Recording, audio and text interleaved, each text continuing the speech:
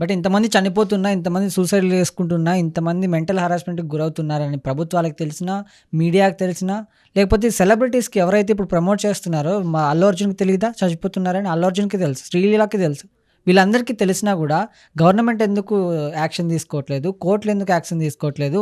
ఇలాంటి సెలబ్రిటీస్ పెద్ద పెద్ద స్టార్స్ వాళ్ళెందుకు ఇట్లా మళ్ళీ దీన్ని ప్రమోట్ చేస్తున్నారంటారు? వీళ్ళ మీద ఎలాంటి యాక్షన్స్ తీసుకోలేమా? ఆల్రెడీ హైకోర్టు నుంచి ఆర్డర్స్ ఉన్నాయి. ఎట్లా అంటే ఇప్పుడు శ్రీ చైతన్య గానీ, నారాయణ గానీ అన్‌ఆథరైజ్డ్ కాలేజ్ ఆల్మోస్ట్ 68 ఉన్నాయి.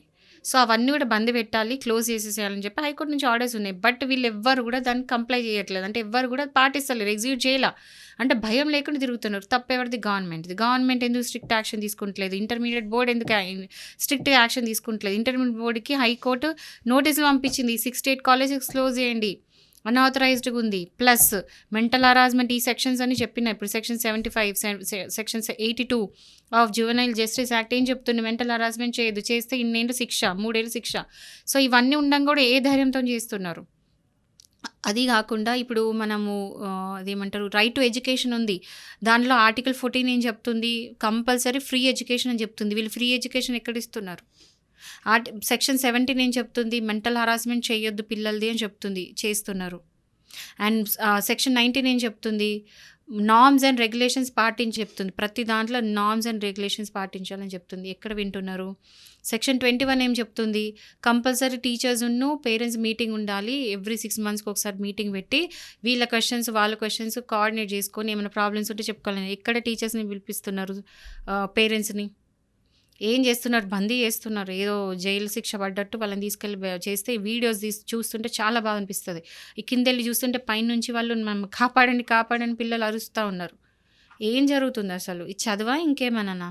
అండ్ ఆల్సో ఏవైతే ఎక్సెసివ్ ఫీజులు ఉంటాయో అవి కూడా మొత్తం రీఎంబర్స్ చేయమని చెప్పేసి, రీఫండ్ చేయమని చెప్పింది. అది కూడా కంప్లై చేయట్లేదు. ఎందుకంటే ఎవరికి భయం కూడా లేదు కదా! సో, గవర్నమెంట్ ముందుకొచ్చి ఇప్పుడు ఈ వచ్చిన కంప్లెయింట్స్ బట్టి గవర్నమెంట్ ముందుకు రావాలి. ముందుకొచ్చి రేవంత్ రెడ్డి గవర్నమెంట్ ఏం చేస్తుందో నాకు అర్థం కావట్లేదు. ఆంధ్రప్రదేశ్‌లో చంద్రబాబు నాయుడు ఏం చేస్తున్నాడో మనకు తెలీదు. ఆ గవర్నమెంట్ ఏం చేస్తుందో తెలీదు. మరి వాళ్ళందరూ కూడా వీళ్ళకి సపోర్ట్ చేస్తున్నారు. నారాయణకి, శ్రీ చైతన్యకి డైరెక్ట్ అఫిలియేషన్స్ ఉన్నాయి వీళ్ళు. వాళ్ళు ఇండైరెక్ట్‌లో, డైరెక్ట్‌లో వీళ్ళ సపోర్ట్ ఉన్నది. అందుకే వీళ్ళు హైకోర్టు ఆర్డర్స్‌ని కూడా ధిక్కరిస్తున్నారు. Literal contempt of court. ఎవరు కూడా రెస్పెక్ట్ కూడా చేస్తలేరు. And main thing deputy CM ఎవరైతే ఉన్నారో పవన్ కళ్యాణ్ గారి మీద యూత్‌కి ఎక్కడ లేనన్ని హోప్స్ ఉన్నాయి. మమ్మల్ని ఏదో ఉద్ధరిస్తాడు, మమ్మల్ని ఏదో ఒక స్టేజ్‌కి తీసుకెళ్తాడు, ఆంధ్రాని ఒక లెవెల్‌కి తీసుకెళ్తాడని యూత్ చాలా ఆశలు పెట్టుకున్నారు ఆయన మీద. మరి ఆయన ఏం చేస్తున్నాడు ఈరోజు? ఇప్పుడు ఏం చేస్తున్నారని పక్క పెడితే మనకి తెలుసు. ఈ కాలేజెస్ నుంచి ఏం వెళ్తదో అక్కడికి, వీళ్ళెందుకు ఖామోష్ ఉంటున్నారో, వాళ్ళెందుకు ఇంత చూసి చూడనట్టు ఎందుకుంటున్నారో ప్రతి ఒక్కరికి ఓపెన్‌గా తెలిసిన విషయం. నేను ఓపెన్‌గా స్టేట్మెంట్ ఇయ్యడం కంటే అందరికీ తెలుసు. ఇంత అన్యాయం జరుగుతుంది. ఇన్ని కాలేజెస్ ఒక మాఫియా లాగా, ఒక స్కామ్ లాగా జరుగుతుంది. ఇప్పుడు మెడికల్ మాఫియా లాగా ఎడ్యుకేషన్ మాఫియా ఇది. అన్ని మాఫియాలలో ఇదొక వన్ ఆఫ్ ద మాఫియా. ఎట్లా అంటే స్టూడెంట్స్‌ని రూ. 1,00,000 చార్జ్ చేస్తారు. ఎగ్జాంపుల్ చెప్తున్నా. 1,00,000 చార్జ్ చేయకూడదు. నేను మొన్న 1,00,000 చార్జ్ విన్నాను చేసిన కాడ ఇంటర్మీడియేట్ పుస్తకాలు 33,000 33,000 వితౌట్ ఫీజ్. ఫీజులు every year. 33,000 only only for books. Books ఏమన్నా గోల్డ్‌తోని చేపిస్తున్నారా? 33,000 పే చేసేంత ఏం అవసరం ఉంది? ఇందులో మీరు అబ్జర్వ్ చేస్తే సగం కంటే ఎక్కువ మంది కూడా పూర్ స్టూడెంట్స్. అంటే పేరెంట్స్ కనీసం ఎఫర్ట్ చేయలేరు. బట్ అప్పులు చేసి మరి పిల్లల్ని ఎడ్యుకేషన్ చేపియాలి అని చెప్పేసి, చదువు ఇవ్వాలని చెప్పేసి వెళ్తున్నారు. ఎంతమంది స్టూడెంట్స్ వీళ్ళు చదివిస్తే మీరు అబ్జర్వ్ చేసిన సగం మంది కంటే ఎక్కువ పూర్ వాళ్ళు. అంటే middle class or below middle class. Literal ఏంటంటే వీళ్ళు అప్పులు చేసి పిల్లలు మంచి ఎడ్యుకేషన్ ఇవ్వాలని చెప్పేసి లక్షలు అప్పులు తీసుకొచ్చి మరి కట్టి మరి చదివిస్తున్నారు. రిజల్ట్ ఏమవుతుంది? 100కి 100 రిజల్ట్ వస్తుందా? ఆ మార్క్స్ వచ్చేటి అందరూ తెలుసు. లాస్ట్ స్టేట్ ర్యాంక్స్ వచ్చేటివి కూడా అన్ని పేపర్ లీకేజ్‌లు అని అందరూ తెలుసు. అది మొన్న ఓపెన్ ఇంటర్మీడియేట్ సీక్రెట్. ఏదైతే రిజల్ట్స్ గురించి మనం రిజల్ట్స్ మాట్లాడుకుంటే శ్రీ చైతన్యలో 9థ్ ర్యాంక్ హోల్డర్, మళ్ళీ నారాయణలో 9థ్ ర్యాంక్ హోల్డర్. ఇద్దరు ఫోటోస్ పక్కవే చూస్తే న్యూస్ పేపర్‌లో ఇద్దరు ఒకటే అబ్బాయి ఫోటో పెట్టినారు. బట్ రియాలిటీ ఏందంటే ఆ అబ్బాయి కూడా ఇద్దరికి 2 కాలేజ్‌లో చదువుకున్నాడు కాదు. ఎక్కడో గుజరాత్‌లో అబ్బాయి అంట. అంటే ఇంత స్కామ్ ఇది. ఎంత లిటరల్ జనాల ఫీలింగ్స్‌తోని, మనీతోని, హోప్‌తోని ఆడుకుంటున్నాయి ఈ కాలేజెస్ అనేది. అంటే ఇప్పుడు పేరెంట్స్ అంత ఖర్చు పెట్టి ఎందుకు పంపిస్తున్నారు? పిల్లల్ని ఇంత టార్చర్ పెట్టి, ఇంత హరాస్మెంట్ చేసుకుంటూ చదువుకోవాలని కదా! అక్కడ ఏం జరగట్ల. లాస్ట్ మినిట్‌లో పేపర్ లీక్ చేస్తారు. లేకపోతే ఈ ఉన్నంత కాలం ఇట్లా ప్రెషర్ చేసి ఏదో ఒకటి చేసి లాస్ట్ మినిట్ మొత్తం లాక్కొనొస్తారు. అందులో 50% కూడా నాలెడ్జ్ ఉండదు. అండ్ లిటరల్‌గా అక్కడ బంధించడమే అనాలి చెప్పాలంటే. ఆ జైల్‌లో బంధించడమే. బంధించినట్టే. ఆ బంధించిన స్టూడెంట్స్‌తో మాట్లాడడానికి మీడియా ఎళ్ళినప్పుడు గానీ, లేకపోతే ఎవరైనా అడ్వకేట్స్ ఎళ్ళినప్పుడు గానీ, ఏఎస్ఎఫ్ లాంటి విద్యా సంస్థలకు సంబంధించిన వాళ్ళు ఎళ్ళినప్పుడు గానీ, ఎవరు గూడా వాళ్ళని లోపలికి గూడా అలో చేయకుండా వాళ్ళ మీద బూతులు మాట్లాడే విధంగా గూడా ఆ కాలేజ్ వాళ్ళు మేనేజ్‌మెంట్ గూడా వ్యవహరిస్తున్నారు. అంటే ఎలా చూడాలి? అలాంటి వాళ్ళనే పెట్టుకుంటారు. వీళ్ళు ఈ కంట్రోల్ చేయడానికి వచ్చితే సెక్యూరిటీ వలన ఎవ్వరిని లోపల రానీయకుండా. ఇప్పుడు వాళ్ళకి భయం ఏంటి? లోపల వాళ్ళది ఏం స్కామ్ లేకపోతే బయట అలౌ చేయడానికి ప్రాబ్లమ్ ఏంటి? ఇప్పుడు ఎవరైనా ట్రాన్స్‌పరెంట్‌గా ఉండాలి. ఎవరైనా చెక్ చేయడానికి ఈవెన్ పేరెంట్స్ కూడా ఇప్పుడు మీరు బయటోళ్ళు అంటున్నారు. పేరెంట్స్‌ని అలౌ చేయరక్కడ. పేరెంట్స్ ఎళ్లి లోపల చూస్తుంటే అలౌ చేయరు. లోపలికెళ్ళి చూస్తుంటే అలౌ చేస్తారనుకుంటున్నారు. ఎవరు అలౌ చేయరు. ఎందుకు? నువ్వు అంత ట్రాన్స్‌పరెంట్ ఉన్నప్పుడు మీరు కాలేజెస్ ఎందుకు పేరెంట్స్‌ని లోపలికి అలౌ చేస్తలేరు? సో, లోపలికి రానియ్యరు. Strict rules. మార్నింగ్ 5 నుంచి నైట్ 11:30 వరకు చదువుకుంటే వాడికి ఫిజికల్ యాక్టివిటీ ఎక్కడి నుంచి ఉంది? బాడీ అంతా ఎట్లా అయిపోతది? ఒక 10th ఇంటర్ స్టూడెంట్‌కి physical activity is very important. అది కూడా లేదు. ఫిజికల్ యాక్టివిటీ ఉంటేనే కదా మెంటల్లీ యాక్టివ్ అయిపోతారు. అది మరి నిన్న లేకుండా అల్లు అర్జున్ చేసినటువంటి ఒక యాడ్‌లో పెద్ద ప్లే గ్రౌండ్ చూపిస్తున్నాడు అందరికి. Playground just show off అది. That is what I'm telling. Play గ్రౌండ్‌లో ఏ రోజైనా స్టూడెంట్స్ ఆడుకున్నారో అడగండి ఒకసారి. అసలు ఏది ఉండదు. అదంతా ఏంటంటే అట్రాక్ట్ చేసుకోవడానికి చేసే కథలు. ఇప్పుడు పేరెంట్స్‌ని అడగాలి. పేరెంట్స్ వాళ్ళ పిల్లలని అడగాలి. ఇప్పుడు హాలిడేస్ కూడా ఇవ్వట్లేదంట పిల్లలకి. కనీసం హాలిడేస్ ఇవ్వకపోవడం ఏంది? 365 డేస్ ఏ పర్సన్ కూడా వర్క్ చేయలేడు. ఇప్పుడు మనిషి కెపాసిటీ బట్టే మనకి కొన్ని ఫార్మ్ చేసాం. అంటే మనం కొన్ని ఫ్రేమ్ చేసుకున్నాం. మనిషి కెపాసిటీ ఏంటో తెలుసా? వీక్లీ ఓన్లీ 5 డేసే వర్క్ చేయగలుగుతాడు. 7 డేస్‌కి 7 డేస్ ఎవరు వర్క్ చేయలేరు. బట్ స్టిల్ మనం 5 డేస్ నుంచి 6 డేస్‌కి లాగినాం. డ్రాగ్ చేసినాం. సో, ఎవ్రీ వీక్ 6 డేస్ మనం వర్క్ చేస్తాం. కానీ మనిషి కెపాసిటీ 5 డేసే. అట్లా స్టూడెంట్స్ చూస్తే మార్నింగ్ 5 నుంచి 11:30 వరకు వాడు కష్టపడి 365 డేస్ వితౌట్ హాలిడేస్ చదవమంటే వాడు బ్రతుకుతాడు అసలు? ఎంత మెంటల్ హెల్త్ ఖరాబ్ అవుతుంది. మెంటల్లీ హరాస్మెంట్, ఫిజికల్ హరాస్మెంట్ అది. అన్ని విధాలుగా హరాస్మెంటే. సో, ఇది సెక్షన్ 323 ఆఫ్ ఐపీసీ కూడా కవర్ అవుతుంది. వాలంటరీ హర్ట్, కావాల్సుకొని చేసే హర్ట్ ఇది. సో, ఈ సెక్షన్స్ అన్ని కింద వీళ్ళని వేయొచ్చు. కానీ వీళ్ళకి భయం లేదు. ఎందుకంటే వెనకాల సపోర్టర్స్ ఉన్నారు. నేనేం చెప్తున్నా, పేరెంట్స్ ఫస్ట్ తెలుసుకోండి. పేరెంట్స్ అర్థం చేసుకోండి. ఇలాంటి కాలేజ్‌లో చదివిస్తే మీ పిల్లలు ఏదో పెద్ద ఐఏఎస్‌లు, ఐపీఎస్‌లు, ఇంజినీర్లు, అమెరికాలు పోరు. First mental health important. అది లేనప్పుడు చదువెందుకండి? ఐఐటీస్ పోయి కూడా సూసైడ్ చేసుకున్న వాళ్ళు ఉన్నారని క్లియర్‌గా చెప్తున్నా. కావాలంటే గూగుల్ చేసుకొని చూడండి ఎవరైనా. నేను చెప్పేది స్టాటిస్టిక్స్ తప్పు కాదు. గూగుల్ చేసి చూడండి ఎన్ని డెత్స్ అవుతున్నాయి every year. Even IITs, even ఇప్పుడు ఇంటరు, 10th ఎంత ప్రెషరైజ్ అవుతున్నారు స్టూడెంట్స్ అనేది ప్రతి ఒక్కరు నోటీస్ చేయాలి. ఎస్పెషల్ పేరెంట్స్‌కి చేంజ్ వస్తేనే అన్ని చేంజెస్ వస్తాయి. ఈ పేరెంట్స్ అందరూ స్ట్రిక్ట్‌గా ఉండి యునైట్ అయ్యి మేము ఇలాంటి కాలేజెస్‌లో జాయిన్ చెయ్యం అంటే ఈ ఇన్స్టిట్యూషన్స్ నడుస్తాయా? సరే గవర్నమెంట్ యాక్షన్ తీసుకుంటలేదు ఓకే. వీళ్ళు ఏదో నడిపించుకుంటున్నారు ఓకే. ఈ పేరెంట్స్ అందరూ యునైట్ అయ్యి మేము ఇట్లాంటి కాలేజ్‌లో అసలు జాయినే చెయ్యం, అడ్మిటే చెయ్యమంటే ఎట్లా నడుస్తాయి కాలేజ్‌లు? నడవవు. సో, ఫస్ట్ పేరెంట్స్‌లో చేంజ్ రావాలి.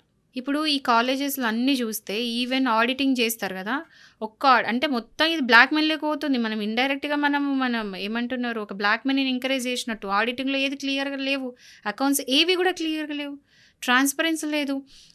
కాలేజెస్ ఏవైతే ఉన్నాయో సగం మట్టుకు ఇప్పుడు అటు సైడ్ ఏఎస్-రావు నగర్ సైడ్, ఈసెల్ సైడ్ కొన్ని కాలేజెస్ ఉన్నాయి. తార్నగర్ కొన్ని కాలేజెస్ ఉన్నాయి. దానికి ఆథరైజేషన్ లేదు. అయినా ఎందుకు నడుస్తున్నాయి? ఇట్లా నడుస్తున్నాయి కాలేజెస్. అవి ఏదో అపార్ట్మెంట్స్‌లో తీసుకొని చిన్న చిన్న బిల్డింగ్స్‌లో పెట్టి నడిపిస్తున్నారు. ఎందుకంటే వాళ్ళకి ఒక బ్రాంచ్ కావాలి. అండ్ ఇక్కడ వీళ్ళేంటి గుంపులో గోరల్లాగా వచ్చేసి స్టూడెంట్స్ జాయిన్ అవ్వడం, పేరెంట్స్ తోసేయడం.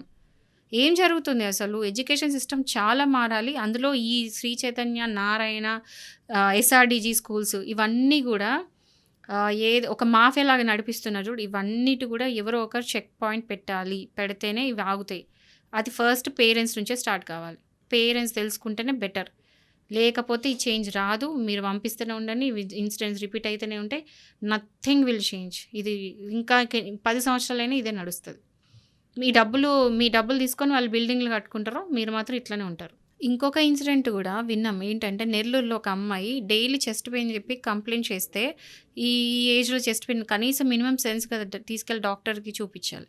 అలా కాకుండా డైలీ డోలో ఇచ్చుకుంటూ వెళ్తే తర్వాత తెలిసింది ఏంటంటే ఆ అమ్మాయి హార్ట్ అటాక్ అంట. ఆ అమ్మాయి చనిపోయింది హార్ట్ అటాక్ వచ్చి. మీరు గమనిస్తే ఇప్పుడు హాస్టల్స్‌లో కూడా ఏ స్టూడెంట్ అని వచ్చి కంప్లైంట్ చేస్తే అక్కడ వాళ్ళ దగ్గర రెడీగా ఉండే టాబ్లెట్స్ ఏంటంటే డోలో ఇస్తారు. ఆ డోలో వేసేసి పంపించేస్తారు. ప్రతి ఏ దానికైనా వాళ్ళ దగ్గరనే వాళ్ళేదో పెద్ద ప్రొఫెషనల్ డాక్టర్స్ అన్నట్టు ఒక చిన్న రూమ్ ఉంటది. ఒక హాస్టల్‌లో ఒక చిన్న రూమ్ పెడతారు కార్నర్‌కి. ఎవరికైనా ఏదైనా ప్రాబ్లమ్ వస్తే ఆ రూమ్‌కెళ్ళి వాళ్ళు కంప్లెయింట్ చెప్తే అక్కడేదో ప్రొఫెషనల్ డాక్టర్ ఉన్నట్టు ఒకడుంటాడు. వాడు వాడు ఒక టాబ్లెట్ తీసి ఫీవర్ అంటే డోలో, మోషన్స్ అంటే ఇది, హెడేక్ అంటే ఇది అని ఒక టాబ్లెట్ ఇస్తాడు. కానీ దానివల్ల సైడ్ ఎఫెక్ట్స్ ఎట్లుంటాయి? ఎగ్జాంపుల్ ఇది. సో, ఏది గూడా నార్మ్స్ ప్రకారం నడిపిచ్చేది గాదు. టోటల్లీ అన్‌ఆర్గనైజ్డ్, అన్‌సిస్టమాటిక్ సిస్టమ్ ఇది. అది ఈ కంట్రోల్ రావాలంటే మాత్రం అందరూ ముందుకొచ్చి ఇది ఒకటి అంటే తెలుసుకొని దీనికి అగెయిన్స్ట్‌గా అందరు నించుంటే తప్ప ఇవి ఆగవు. గవర్నమెంట్ గూడా ఇది రికగ్నైజ్ చేసి సీరియస్ ప్రాబ్లమ్ రికగ్నైజ్ చేసి ఇప్పటికైనా ఏదైనా యాక్షన్ తీసుకుంటే చాలా బావుంటది. ఇంకోటేంటంటే rule 8 of juvenile justice act ఏం చెప్తుంది అంటే ఇది బాగా గుర్తుపెట్టుకోండి. ఏ స్టూడెంట్ అయినా ఒకవేళ ఆ పర్సన్ స్టూడెంట్ బిలో 18 అయ్యుంటే, జువెనైల్ అయ్యుంటే అంటే ఒక మైనర్ అయ్యుంటే, ఒక స్టూడెంట్ తనెళ్ళి కంప్లెయింట్ గనుక ఓరల్‌గా ఇచ్చినా అది కంప్లెయింట్ లాగా పోలీస్ వాళ్ళు తీసుకోవాల్సిందే. సో, మామూలుగా మనం ఏదైనా కంప్లెయింట్ ఇస్తే ఏం చేస్తారు? ఎఫ్ఐఆర్ చేస్తారు. బట్ ఒక స్టూడెంట్ వచ్చి ఓరల్‌గా నాకు ఈ ప్రాబ్లమ్ ఉంది అని ఏదైనా కంప్లెయింట్ రేజ్ చేస్తే దానికి ఎఫ్ఐఆర్ చేయాల్సిన అవసరం లేదు. ఓకేనా? సో, జస్ట్ ఓరల్ స్టేట్మెంట్ అనేది ఒక కంప్లెయింట్ లాగా కన్సిడర్ చేసి పోలీస్ అనేది యాక్షన్ తీసుకోవాలి. ఇప్పుడు మనం వీడియోస్ చూస్తున్నాం. పిల్లలు ఆడియోస్ పంపించిండ్రు, మమ్మల్ని కాపాడండి, నేను ఇక్కడ భరించలేకపోతున్నాను, వీళ్ళని తీయండి అని చెప్పడం. లేకపోతే హాస్టల్స్ దగ్గరికి వెళ్తే ఇట్లా వాళ్ళు కిటికీల నుంచి మమ్మల్ని సేవ్ చేయండి, ప్రొటెక్టర్స్, సేవర్స్ అని చెప్పేసి చేయడము. లేకపోతే హాస్టల్స్ దగ్గరికి వెళ్ళి వీళ్ళు షూట్ చేయడానికి వెళ్తే మమ్మల్ని కాపాడండి అని చెప్పి పైన స్టెప్స్ మీద నుంచి, స్టేర్ కేసెస్ మీద నుంచి కాపాడండి అంటున్నారు. ఇవన్నీ కూడా ఓరల్‌గా వాళ్ళు ఇచ్చిన కంప్లైంట్ లాంటివే. సో, ఒక్కసారి ఓరల్‌గా కనుక కంప్లెయింట్ ఇస్తే అది కంప్లెయింట్ ఇచ్చినట్టే, దానికి ఎఫ్ఐఆర్ అవసరం లేదు, డైరెక్ట్ పోలీస్ వెళ్ళి యాక్షన్ తీసుకోవచ్చు. సో, ఇది స్టూడెంట్స్ గుర్తుపెట్టుకుంటారని అనుకుంటున్నాను. Thank you madam. Hello madam. Hello. ఒక పర్సన్ చనిపోయిన తర్వాత ఆ పర్సన్ వేరే వాళ్ళకి డబ్బులు వచ్చి ఉంటాడు. ఆ డబ్బుల దస్తావేజులన్నీ వాళ్ళ ఇంట్లో కొడుకు కానీ కూతురు కానీ చూసారనుకోండి, అంటే ఇంకా చనిపోయిన తర్వాత ఆ డబ్బులు వసూలు చేసుకోవడం కుదరదంటారా? మంచిగా చేసుకోవచ్చు, హ్యాపీగా చేసుకోవచ్చు.